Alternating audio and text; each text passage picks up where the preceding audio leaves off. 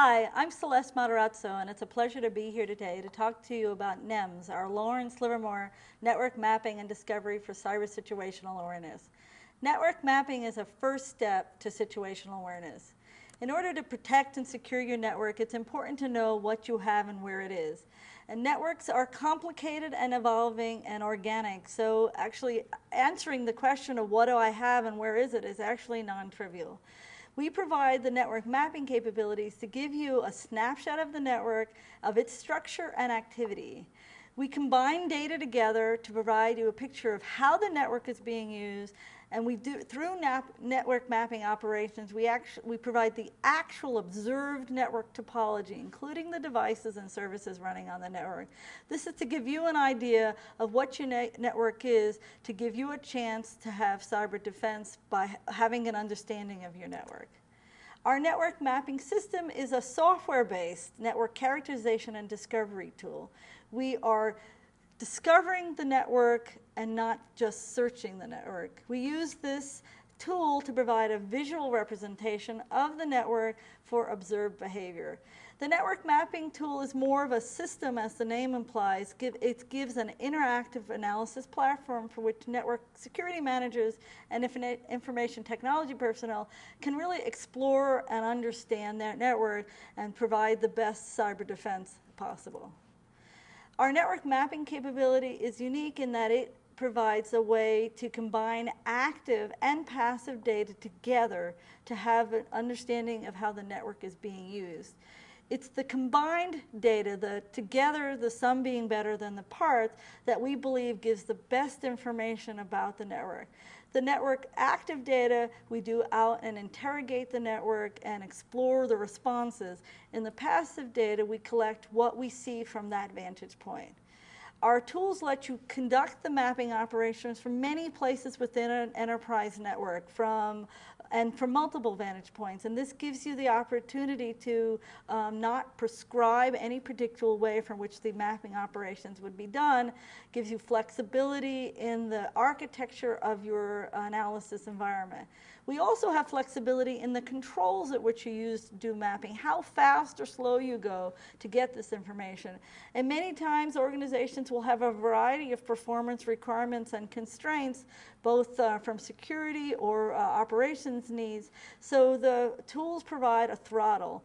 And so you, in conducting any operation, can decide whether you want to go slow and have very little impact on the network and gather the data over a longer period of time, or do you want to go fast and get done through the scanning process as fast as possible? So think of it as having a dial to go either from 0 or 1 up to 11.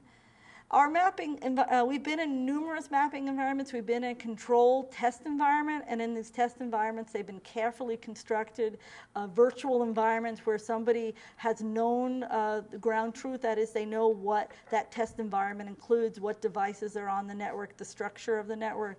And we've been able to find 100% of the hosts identified of that carefully constructed network. But this is true of all mapping. It's always like 100 plus. And what we often find is that there's some unintended remnant from a previous experiment or something that gets behind. And in this particular experiment, we were able to find 100% of the nodes on the test network, but also unexpected network connection. And the test engineers who constructed that environment were really incredulous that it's possible that we found this network connection until they went and checked. And indeed, that connection did exist, and our tool did find it. The other thing is we've been in real networks when people have to do their work and get their job done, and we're able to measure the performance of the tool in terms of impact and load, and actually have no observed impact on the network. So let me give you a description of what some of the things you may get from a network mapping operation. In our case, the tool would collect information about the ports on the systems, the available services, operating systems, would provide a list of the devices, the connectivity of the devices, and even the content of the information, as well as the connections between or the transactions between nodes. So for example, if you had a question that you wanted to know if you had any non-compliant operating systems in the network, our tool would let you know, be able to produce a report that told you which operating systems that we were able to discover in your network, and then you could decide if any of them were old and beyond supportability, and then be able to find which devices had those operating systems. So an overview of the network mapping environment is it's a three-tier system, and at the lowest level I've described a little bit that we conduct active passive scans, and in the active scans we intelligently probe the network using things like NMAP, which is an open source tool you may be familiar with, but it also is an environment where you can add your own, if you had your network operations had their own kinds of operations that they were already conducting, this tool allows you to add this in at this layer.